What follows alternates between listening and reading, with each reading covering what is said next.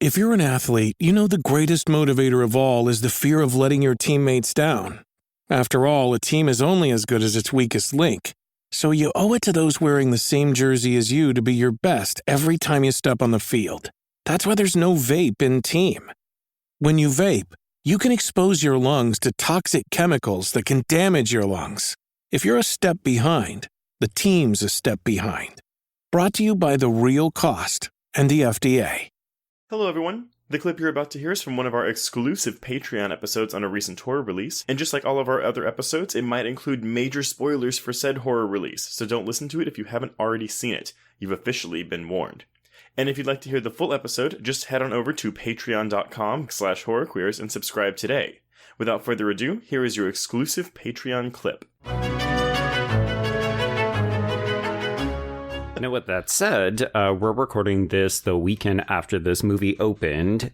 Day and date streaming on Peacock, and this motherfucker made $78 million domestic and $130 worldwide. So it is gargantuan. So I remember like a month ago, so there were rumblings like, oh yeah, Five Nights at Freddy's might make $50 million opening weekend, and I was like, that doesn't make a lot of sense. I scoffed so fucking hard.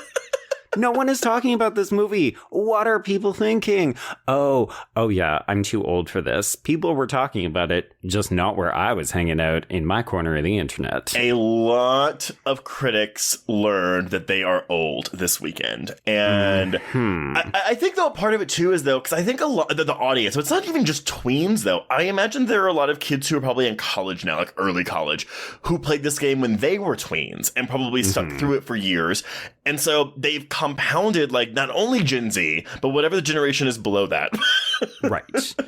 And these games have a pretty significant legacy on platforms like YouTube and TikTok. So even if you want to say, oh, well, you're out of touch because you're not playing the games, it's like, no, you're also just not engaging with the recurring fandom that has kept the games alive and hypothetically necessitated multiple sequels over the years.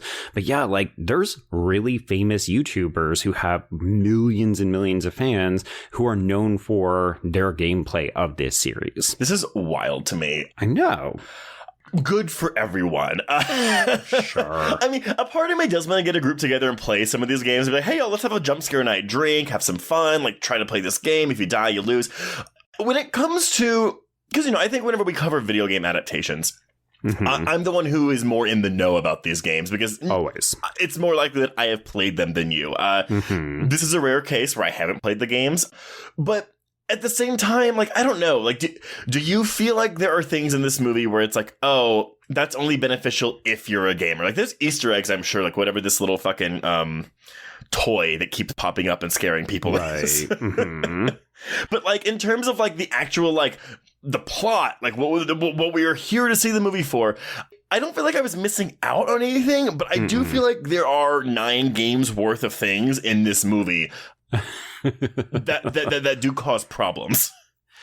Yeah, this is definitely an overstuffed film at best, or you could argue it's a bit boring and kind of nonsensical. Like there's a bunch of things in here where I'm just not sure what they were thinking that affect the pacing, the tone of the film, and we'll get into it in a moment. But I do want to paint a picture for you, Trace, and our listeners.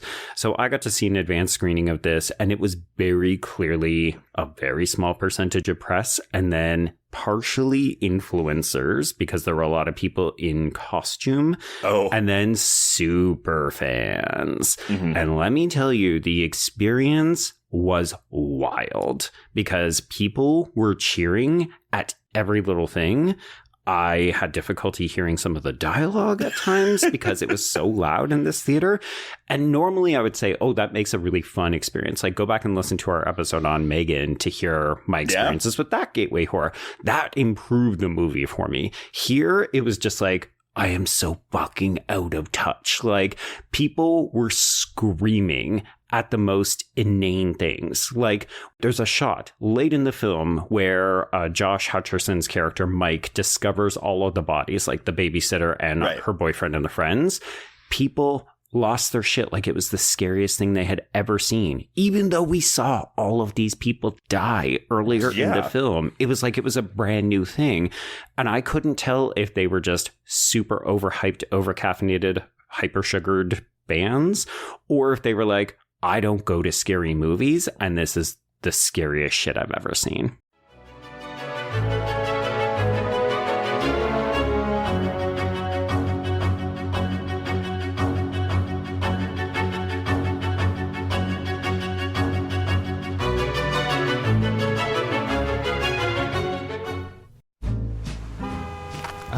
Atlas Avenue, a long stretch of road that encompasses everything the city of Kennett Heights has to offer.